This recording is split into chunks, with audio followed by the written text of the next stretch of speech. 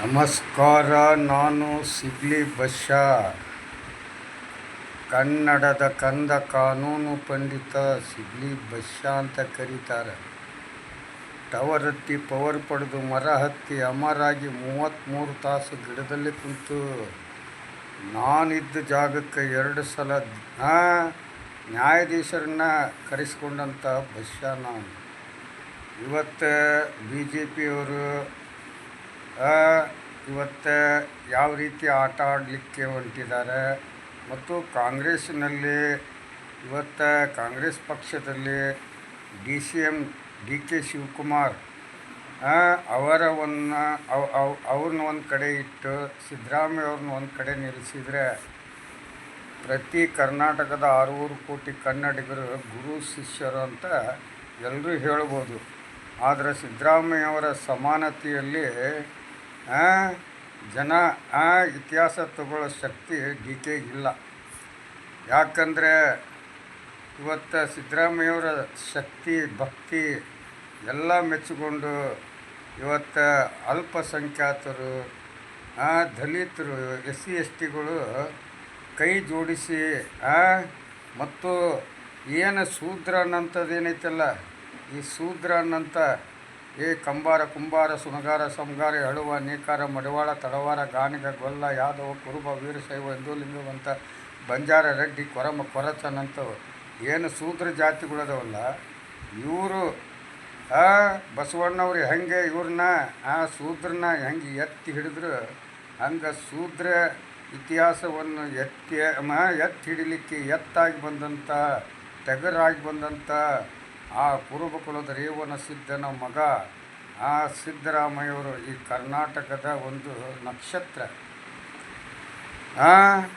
ಆದರೆ D K Shivakumar ಅವರು ಇವತ್ತು ಈ ಕಾಂಗ್ರೆಸ್ ಪಕ್ಷದಲ್ಲಿ ಅವ್ರದ್ದು ತುಂಬ ಇತಿಹಾಸ ಇದೆ, ಇಲ್ಲ ಅಂತ ಯಾರೂ ಹೇಳಂಗಿಲ್ಲ.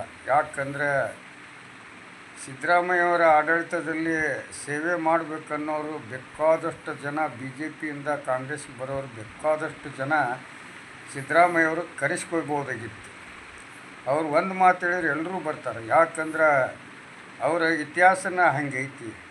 ಆದರೆ ಇವತ್ತು ಸಿದ್ದರಾಮಯ್ಯವರ ಒಂದು ವರ್ಚಸ್ಸು, SC STಗಳ ಒಂದು ವರ್ಚಸ್ಸು, ಅಲ್ಪಸಂಖ್ಯಾತರ ಒಂದು ವರ್ಚಸ್ಸು ಹಾಗೂ ಶೂದ್ರಗಳ ಒಂದು ವರ್ಚಸ್ಸು, ಎಲ್ಲ ಜಾತಿಯವರ ಒಂದು ವರ್ಚಸ್ಸು ಸಿದ್ದರಾಮಯ್ಯವರ ತಾಕತ್ತಿನಲ್ಲಿ ಇದ್ದಿದ್ದರಿಂದ ಇವತ್ತು ಡಿ ಕೆ ಶಿವಕುಮಾರ್ ಅವರು ಒಂದು ಇವತ್ತು ಆ ಸ್ಥಾನದಲ್ಲಿ ಎದ್ದು ನಿಂತ್ಕೊಂಡಿದ್ದಾರೆ. ಅವರಿಗೆ ಯಾವತ್ತೂ ಏನೂ ಅನ್ಯಾಯ ಆಗೋದಿಲ್ಲ. ಸಿಗ್ಲಿ ಬಶ್ಯಾ ಹೇಳೋದು ಇಷ್ಟೇ, ಏನೂ ಅನ್ಯಾಯ ಆಗೋದಿಲ್ಲ. ಆದರೆ ಅವರಿಗೆ ಒಂದು ಒಳ್ಳೆಯ ಸ್ಥಾನ ಅಂತೂ ಈ ಒಂದು ಕಾಂಗ್ರೆಸ್ ಪಕ್ಷ ಯಾವತ್ತೂ ಕೈ ಬಿಡಲ್ಲ, ಕೊಟ್ಟೇ ಕೊಡುತ್ತೆ. ಆದರೆ ಸಿದ್ದರಾಮಯ್ಯವರು ಇವತ್ತು ಅವರು ಒಂದು ಇತಿಹಾಸನ ಮುರಿದು ಮುಂದಿನ ದಿನಗಳಲ್ಲಿ ಇತಿಹಾಸ ಮುರಿದ ತಕ್ಷಣ ಅವರು ಕರ್ನಾಟಕದ ಕಾನೂನು ಸಲಹೆಗಾರ ಆಗ್ತಾರೆ. ಪ್ರತಿಯೊಂದು ಪಕ್ಷಕ್ಕೂ ನಾಯಕರಾಗಿ ಅವರು ಕೊಟ್ಟಂಥ ಸಲಹೆಗಳ ಮೇರೆಗೆ ಈ ಒಂದು ಕರ್ನಾಟಕ ಮುನ್ನಡೆಸ್ಕೊಂಡು ಹೋಗಬೇಕನ್ನೋದು ಪ್ರತಿಯೊಬ್ಬ ಕರ್ನಾಟಕದ 600 ಕೋಟಿ ಕನ್ನಡಿಗರ ಒಂದು ಕೂಗು ಇವತ್ತಿಲ್ಲ ನಾಳೆ ಬಂದೇ ಬರುತ್ತೆ, ಮರಿದಂಗೆ ತಿಳ್ಕೊಳ್ರಿ. ಅದಕ್ಕೆ ಇವತ್ತು ಸಿದ್ದರಾಮಯ್ಯವರು ಇದ್ದರೆ ಈ ಕಾಂಗ್ರೆಸ್ ಸರ್ಕಾರ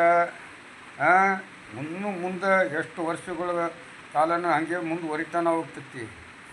ಆದರೆ ಸಿದ್ದರಾಮಯ್ಯವ್ರನ್ನ ತಳಗಿಳಿಸಿ ಡಿ ಕೆ ಶಿವಕುಮಾರ್ ಅವ್ರನ್ನ ಅಲ್ಲೇನಾದರೂ ಕುಂದಿರ್ಸೋಂಥ ಪ್ರಯತ್ನ ಕಾಂಗ್ರೆಸ್ ಹೈಕಮಾಂಡ್ ಏನಾದರೂ ಮಾಡ್ತು ಅಂದರೆ ಕರ್ನಾಟಕದಲ್ಲಿ ಕಾಂಗ್ರೆಸ್ ಅನ್ನೋ ಇತಿಹಾಸನ ಕಾಂಗ್ರೆಸ್ ಏನು ಇರೋದಿಲ್ಲ, ಯಾವುದು ಮಾಡೋಕ್ಕಾಗಲ್ಲ, ಬೆಳೆಸೋಕ್ಕಾಗೋದಿಲ್ಲ ಡಿ ಕೆ ಶಿವಕುಮಾರ್ ಅವರು. ಯಾಕಂದರೆ ಸಿದ್ದರಾಮಯ್ಯವ್ರಿಗೆ ಶತ್ರುಗಳೇ ಇಲ್ಲ. ಡಿ ಕೆ ಶಿವಕುಮಾರ್ ಅವರಿಗೆ ಕಾಂಗ್ರೆಸ್ನಲ್ಲಿ ತುಂಬ ಶತ್ರುಗಳಿದ್ದಾರೆ. ಇದನ್ನು ಅವರು ಅರ್ಥ ಮಾಡ್ಕೋಬೇಕು. ಯಾಕಂದರೆ ಇದ್ದು ಒಂದು ಒಳ್ಳೆಯ ಕಾಯಕನ ಉಳಿಸ್ಕೊಂಡು ಹೋಗಿದ್ರೆ ಡಿ ಕೆ ಶಿವಕುಮಾರ್ ಅವರಿಗೆ ಒಂದು ಒಳ್ಳೆಯ ಸ್ಥಾನ ಸಿಗುತ್ತೆ. ಯಾಕಂದರೆ ಗುರುನ ತಳಕ್ಕೆ ಕುಂದಿರಿಸಿ ಶಿಷ್ಯ ಮ್ಯಾಗೆ ಕುಂದಿರ್ಸೋದನ್ನು 600 ಕೋಟಿ ಕನ್ನಡಿಗರು ಯಾರೂ ನೋಡೋಂಗಿಲ್ಲ. ಯಾಕಂದರೆ ಸಿದ್ದರಾಮಯ್ಯವರು ಹಾಕಿದಂಥ ಒಂದು ಅನ್ನ ಪ್ರತಿಯೊಬ್ಬ ಕನ್ನಡಿಗನ ಹೊಟ್ಟೆಯಲ್ಲಿ ಐತಿ. ಆ ಋಣ ತೀರಿಸ್ಬೇಕಾದ್ರೆ ಅವ್ರನ್ನ ತಳಕ್ಕೆ ಕುಂದಿರಿಸಿ ನಮಗೆ ನೋಡೋಕೆ ಆಗೋದಿಲ್ಲ. ಅದಕ್ಕೆ ಇದನ್ನು ಹೆಂಗೆ 6 ಕೋಟಿ ಕನ್ನಡಿಗರ ಮನಸ್ಸು ಸಿದ್ದರಾಮಯ್ಯವರು 5 ವರ್ಷ ಉತ್ತಮ ಆಡಳಿತ ಕೊಡಲಿ ಅನ್ನೋದು ಎಲ್ಲರ ಕೂಗು ಹೆಂಗೈತಿ, ಹಾಗೆ ಡಿ ಕೆ ಶಿವಕುಮಾರ್ ಅವ್ರ ಕೂಗೂ ಹಂಗೆ ಇರಬೇಕು. ಯಾಕಂದರೆ ಇವತ್ತು ಬಿ ಜೆ ಪಿ ಒಳಗಡೆ ನೂರಾರು ಅಪರಾಧಗಳು ಮಾಡಿ ಹೊಲಸು ಮಾಡಿಕೊಂಡು ಅಲ್ಲಿ ಕೆಡಿಸ್ಕೊಂಡು ಈ ಕಾಂಗ್ರೆಸ್ನಿಂದನ ಅಲ್ಲಿ ಹೋಗಿ ಈಗ ಮತ್ತೆ ಡಿ ಕೆ ಶಿವಕುಮಾರ್ ಅವರು ಅವ್ರನ್ನ ಕರ್ಕೊಂಡು ಪಕ್ಷದ ಒಳಗಡೆ ಸೇರಿಸ್ಕೊಂಡಾರ. ಅಂದರೆ ಡಿ ಕೆ ಶಿವಕುಮಾರ್ ಅವರು ದೊಡ್ಡ ವ್ಯಕ್ತಿ, ಸಿದ್ದರಾಮಯ್ಯವ್ರಿಗಿಂತ ದೊಡ್ಡವ್ರಾಗಕ್ಕಾಗೋದಿಲ್ಲ. ಸಿದ್ದರಾಮಯ್ಯವರು ಎಲ್ಲಿವರೆಗೂ ಇರ್ತಾರೆ ಅಲ್ಲಿವರೆಗೂ. ಯಾಕಂದರೆ ನಮ್ಮ ಕರ್ನಾಟಕದೊಳಗೆ 4ನೇ ವ್ಯಕ್ತಿ ಹೊರಗೆ ಬರ್ತಾ ಇದ್ದಾರೆ. ಅದು ಯಾರು ಅಂದರೆ ಸಿದ್ದರಾಮಯ್ಯವರು. 1ನೇ ವ್ಯಕ್ತಿ ಯಾರೋ ಬಶ್ಯ ಅಂತ ನೀವು ಕೇಳ್ಬೋದು. ಅದು 1ನೇ ವ್ಯಕ್ತಿ ಪುಟ್ಟರಾಜ ಗವಾಯಿಗಳು. 2ನೇ ವ್ಯಕ್ತಿ ಸಿದ್ಧಗಂಗಾ ಶಿವಕುಮಾರ ಶಿವಯೋಗಿಗಳು. 3ನೇ ವ್ಯಕ್ತಿ ಯಾರು ಹೇಳಿ?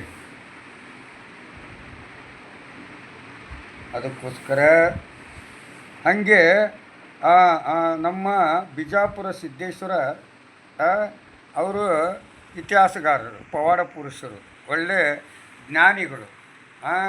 3ನೇವರು ನಮ್ಮ ಬಿಜಾಪುರ ರಾಮ್ ರಹೀಮರ ಕ್ಷೇತ್ರವಾದಂಥ ಆದಿಲ್ ಶಾ ಗೋಲ್ಗುಮ್ಮಟ ಕಟ್ಟಿದಂಥ ಒಂದು ಗದ್ದಿಗೆ ಒಳಗಡೆ ಈ ಸಿದ್ದೇಶ್ವರವರ ಒಂದು ಇತಿಹಾಸ. ಇಂಥ ಒಂದು ಉನ್ನತ ಸ್ಥಾನದಲ್ಲಿ ಅವರು ನಡೆದಾಡ ದೇವರು. ಅವರು ಪ್ರತಿಯೊಂದು ಜಾತಿ ಧರ್ಮ ಭೇದ ಭಾವ ಮೇಳು ಕೀಳು ಇಲ್ಲದಂಥ ಮಹಾತ್ಮರು. ಅಂಥ ಸಾಲಿನಲ್ಲಿ ಸಿದ್ದರಾಮಯ್ಯವ್ರನ್ನ ಈ ಒಂದು ಮುಖ್ಯಮಂತ್ರಿ ಸ್ಥಾನ ಇತಿಹಾಸಕ್ಕೆ ಹೋಗಲಿ, ಸಿದ್ದರಾಮಯ್ಯವರಿಂದ ನಾವು. ಯಾಕಂದರೆ ಇಲ್ಲಿವರೆಗೂ ಒಂದು ಕಳಂಕ ಇಲ್ದೇ ಅವ್ರು ಏನು ನಡೆಸ್ಕೊಂಬಂದಿದ್ದಾರೆ, ತಮ್ಮ ರಾಜಕೀಯ ಮಾಡ್ಕೊಂಬಂದಿದ್ದಾರಲ್ಲ, ಅವರ ರಾಜಕೀಯ ಎಲ್ಲಿವರೆಗೂ ಅವ್ರಿಗೆ ಸಾಕನ್ನುತ್ತಾ ಅಲ್ಲಿವರೆಗೂ ಅವರು ಮುಖ್ಯಮಂತ್ರಿ ಆಗಲಿಕ್ಕೆ ಕರ್ನಾಟಕದೊಳಗೆ ಡಿ ಕೆ ಶಿವಕುಮಾರ್ ಅವರನ್ನು ಹಿಡಿದು ಪ್ರತಿಯೊಬ್ಬರು ಕೂಗು ಸಿದ್ದರಾಮಯ್ಯವರು 5 ವರ್ಷ ಉತ್ತಮ ಆಡಳಿತ ಕೊಟ್ಟರೆ ಕಾಂಗ್ರೆಸ್ ಪಕ್ಷಕ್ಕೆ ಒಂದು ಇತಿಹಾಸ. ಇಲ್ಲ ಅಂದರೆ SC ST ಅಲ್ಪಸಂಖ್ಯಾತರು ಯಾರು ಡಿ ಕೆ ಶಿವಕುಮಾರ್ ಕೈಗೆ ಜೋಡಿಸೋಂಗಿಲ್ಲ. ಯಾಕಂದರೆ ಆಡಳಿತಕ್ಕೆ ನೋಡ್ತಾ ಇದ್ದಾರೆ ಕಾಂಗ್ರೆಸ್ನವರು. ಅವ್ರಿಗೆ ಏನು ಬೇಕಂದರೆ ಕೀರ್ತಿ ಮೂರ್ತಿ ಆಗಬೇಕನ್ನಂಥವ್ರು ಇದ್ದಾರೆ. ಮಾದೇವಪ್ಪನಂಥವ್ರು, ಆಮೇಲೆ ಖರ್ಗೆ ಅಂಥವ್ರು, ಆಮೇಲೆ ಈ ಅಂಥವ್ರು, ಉಗ್ರಪ್ಪನಂಥವ್ರು, ಮುನಿಯಪ್ಪನಂಥವ್ರು, ಮತ್ತು ಜಾರ್ಜ್ ಅಂಥವ್ರು, ದೇಶಪಾಂಡೆ ಅಂಥವ್ರು, HK ಪಾಟೀಲ್ ಅಂಥವ್ರು, ಇವರೆಲ್ಲ ಘಟಾನುಘಟಿಗಳು, ಇತಿಹಾಸನ ಕಂಡು ಹಿಡಿದವರು. ಅದರಲ್ಲಿ ಒಬ್ಬರು ಡಿ ಕೆ ಶಿವಕುಮಾರ್. ಇವತ್ತು ಅವರು ಇವ್ರು ಎಷ್ಟು ಮಂದಿ ಇದ್ದಾರೆ ಅನ್ನೋದನ್ನು ಸ್ವಲ್ಪ ವಿಚಾರ ಮಾಡಬೇಕು. ಯಾರು BJP ಪಕ್ಷದಿಂದ JDS ಪಕ್ಷದಿಂದ ಕರ್ಕೊಂಬಂದು ಕಾಂಗ್ರೆಸ್ ಪಕ್ಷಕ್ಕೊಂದು ಸ್ಥಾನ ಕೊಟ್ಟಾಗ ಸಿದ್ದರಾಮಯ್ಯವರು ಆಶೀರ್ವಾದ ನಿಮ್ಗೈತಿ ಅನ್ನೋದನ್ನು ಮರಿಬಾರ್ದು. ಇವತ್ತೇ ಅವನ್ಯಾವನ್ನ ಇಸ್ಲಾಂ ಪ್ರಜೆ ಶಾಸಕ, ಅವನ ಹೆಸರು ಬೇಡ ನನಗೆ. ಅವರು ಡಿ ಕೆ ಶಿವಕುಮಾರ್ ಅವರು ಅವ್ರಿಗೆ ಒಂದು ಒಳ್ಳೆ ಸ್ಥಾನ ಗೆಳೆಯ ಆಗಿದ್ದಕ್ಕೆ ಅವರು ಮುಖ್ಯಮಂತ್ರಿ ಮಾಡು ಅಂತಾರೆ. ಅಂದರೆ ಸಿದ್ದರಾಮಯ್ಯವ್ರಿಗಿಂತ ಮುಖ್ಯಮಂತ್ರಿ ಅವಶ್ಯಕತೆ ನಿನಗೈತಾ? ನೀನು ಬೇಕಾರೆ ಬೇರೆ ಯಾವುದಾರು ಪಕ್ಷಕ್ಕೆ ಹೋಗು, ನಿನಗಿಷ್ಟ ಇಲ್ಲ ಅಂದರೆ. ಆದರೆ ಡಿ ಕೆ ಶಿವಕುಮಾರ್ ಅವ್ರ ತಲೆ ಕೆಡ್ಸೋಕೆ ಹೋಗ್ಬೇಡ. ಅವರು ಒಳ್ಳೆಯವರು. ಆದರೆ ಅವರು ಆ ಪಕ್ಷ ಬಿಟ್ಟು ಇನ್ಯಾವ ಪಕ್ಷಕ್ಕೆ ಹೋಗ್ತಾರೆ? BJPಗೆ ಹೋಗ್ತಾರಾ? ಅವರು ಯಾವತ್ತು ಒಂದು ಮಾತು ಹೇಳಿದ್ದಾರೆ, ನನ್ನ ಉಸಿರು ಇರೋವರೆಗೂ ಕಾಂಗ್ರೆಸ್ ಪಕ್ಷ. ನನ್ನ ತಾಯಿ ಸೋನಿಯಾ ಗಾಂಧಿ ಅಂತ ಹೇಳಿದ್ದಾರೆ. ಇವತ್ತು ಅವರು ಜೈಲಿನಲ್ಲಿ TR ಜೈಲಲ್ಲಿದ್ದಾಗ ಒಬ್ಬ ವಿರೋಧ ಪಕ್ಷದ ನಾಯಕಿ ಸೋನಿಯಾ ಗಾಂಧಿಯವರು TR ಜೈಲಿಗೆ ಹೋಗಿ ಅವರಿಗೆ ಒಂದು ಧೈರ್ಯ ತುಂಬಿ ಬಂದಿದ್ದಾರಲ್ಲ, ಆ ಋಣ ತೀರಿಸಿದರೆ ಸಾಕು. ಡಿ ಕೆ ಶಿವಕುಮಾರ್ ಅವರು ಗಾಂಧಿ ವಂಶಕ್ಕೆ ಮಗ ಆಗಿದ್ದರೆ ಸಾಕು. ಅದಕ್ಕಿಂತ ಹೆಚ್ಚಿನ ಆಸೆ ಏನಾದರೂ ಇದ್ದರೆ ಅದು ಅವ್ರ ತಪ್ಪು, ಅವ್ರಿಗೆ ಕೇಡು ಅನ್ನೋದು ಅವರೇ ಅರ್ಥ ಮಾಡ್ಕೋಬೇಕು. ಇದಕ್ಕಿಂತ ಹೆಚ್ಚಿಗೆ ನಾ ಏನು ಆಸೆ ಪಡೋಂಗಿಲ್ಲ. ಇವತ್ತು ಹಿತ್ತಾಳಿ, ಕಂಚು, ತಾಮ್ರ, ಸಿಲ್ವರ ಅಂತ ಇತಿಹಾಸದ ಹೆಸರುಗಳದು. ಇವತ್ತು ಅವರು ಕಂಚಿಂದು ಮೂರ್ತಿ ಮಾಡಿಸ್ತೀವಿ ಪರಶುರಾಮಂದು ಅಂತಂದು ಈ ಬಸವರಾಜ ಬೊಮ್ಮಾಯಿ, ಆಮೇಲೆಗ ಯಾರು ನಮ್ಮ ಶೋಭಾ ಕರಾಂದ್ಲೆ, ಆಮೇಲೆಗ ಯಾರು ರವಿ ಕಾರ್ಕಳ ಶಾಸಕ, ಇವರು ಎಷ್ಟು ಚಂದ ಜನರನ್ನ ಕ್ರೋಢೀಕರಣ ಮಾಡಿಕೊಂಡು ಸುಳ್ಳು ಹೇಳಿದ್ದಾರೆ. ಇವತ್ತು ಅದು FIR ಆಗೈತಿ, ಚಾರ್ಜ್ ಶೀಟ್ ಆಗೈತಿ ಅಂದರೆ ಅದರಲ್ಲಿ ಏನೈತೆ ಅಂತ ಕಂಪ್ಲೇಂಟ್ ಕೊಟ್ಟಾರ. 2 ವರ್ಷ ಚಾರ್ಜ್ ಶೀಟ್ ಆಗೋದು ಬೇಕು ಅಂತಂದು ಒಬ್ಬ ಯಾವನೋ ಹೇಳ್ತಾನೆ. ಅದು ತಪ್ಪು. ಯಾಕಂದರೆ ಹೆಸರು ಯಾವುದಿರುತ್ತೆ ಅದು ಇರಬೇಕು. ಇವತ್ತು ನೋಡು, ಕಳ್ಳರು ಕಟ್ಟಿದಂಥ ಆ ಇತಿಹಾಸದ ಬಳ್ಳಾರಿ ದುರ್ಗಮ್ಮಂದು ಕಳ್ಳತನ ದುಡ್ಡಿನಲ್ಲಿ ಕಟ್ಟಿದಂಥ ಆ ಬಳ್ಳಾರಿ ದುರ್ಗಮ್ಮ ಮತ್ತು ಮಹೇಶನ ಒಂದು ಮೂರ್ತಿನ ಬಳ್ಳಾರಿ ದುರ್ಗಮ್ಮ ಜೈಲು ಮುಂದುಗಡೆ ಆ ದುರ್ಗಮ್ಮನ ಗುಡಿ ಅಂತಲೇ ಮಾಡಿದಾರಲ್ಲ, ಅದಕ್ಕೊಂದು ಇತಿಹಾಸ ಐತಿ.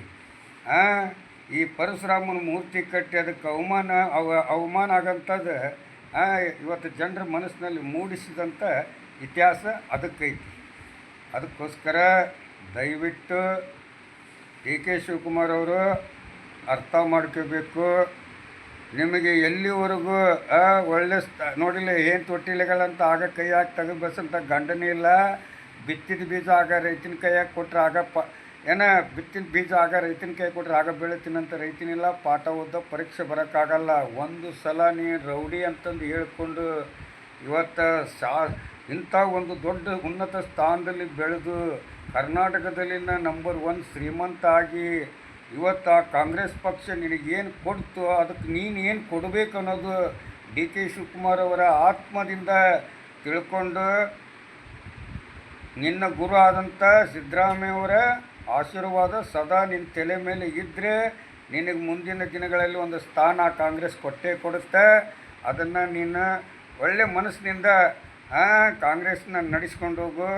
ಅದಕ್ಕಿಂತ ಹೆಚ್ಚಿಗೆ ಈ ಸಿಗಲಿ ವಿಷಯ ಏನು ಹೇಳೋಂಗಿಲ್ಲ. ಯಾಕಂದರೆ 2025-26 ತುಂಬ ಎಚ್ಚರಿಕೆಯಿಂದ ಕಾಂಗ್ರೆಸ್ ನಡೆಸ್ಕೊಂಡು ಹೋಗ್ಬೇಕು.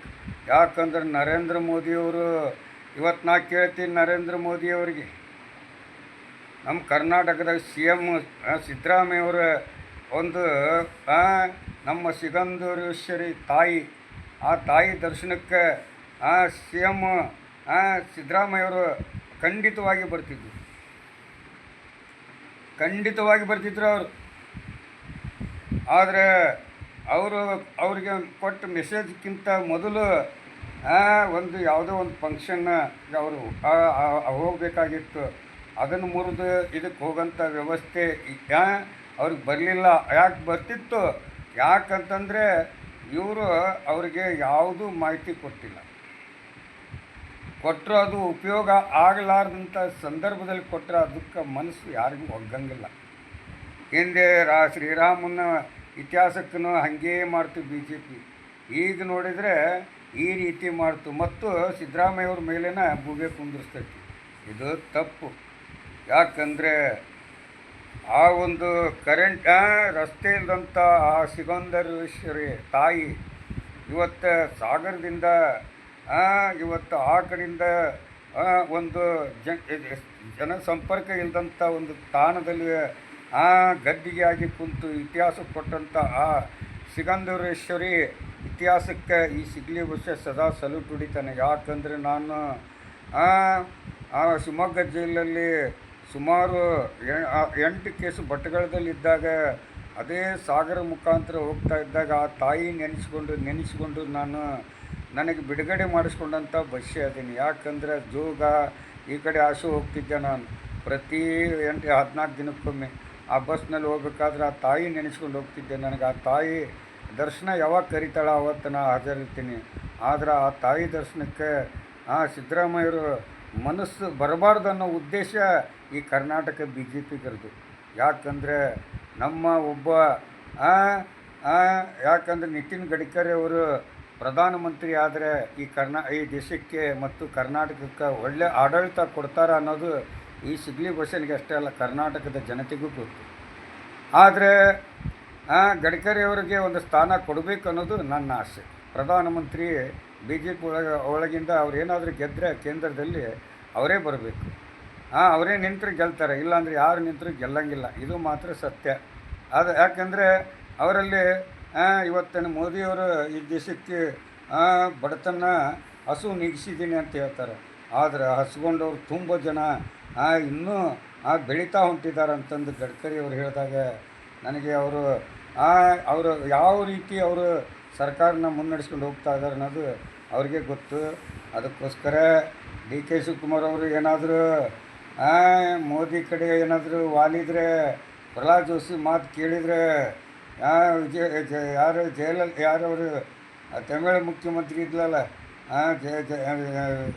ನಮ್ಮ ಕರ್ನಾಟಕದಿಂದ ಗೆದ್ದೋದ್ಲು ತಾಯಿ, ಫಿಲ್ಮ್ ಹೀರೋಯಿನ್, ಆ ತಾಯಿಗಾದಂಗೆ, ನಿಮಗಾದಂಗೆ, ಕೆ ಅಡ್ವಾಣಿಗಾದಂಗೆ, ವಾಜಪೇಯಿಗಾದಂಗೆ, ಇವತ್ತು ಯಡಿಯೂರಪ್ಪಗಾದಂಗೆ ಹಿಂಗೆ ಎಲ್ಲ ನಾಳೆ ನಿನಗಾಗುತ್ತೆ. ಇದನ್ನು ಅರ್ಥ ಮಾಡ್ಕೋಬೇಕು. ಸಿಗ್ಲಿ ಬಸ್ಯಾದಿ ನಾನು. ಜೈ ಹಿಂದ್, ಜೈ ಕರ್ನಾಟಕ, ಜೈ ಕನ್ನಡ, ಜೈ ಶ್ರೀರಾಮ್, ಜೈ ಭೀಮ್.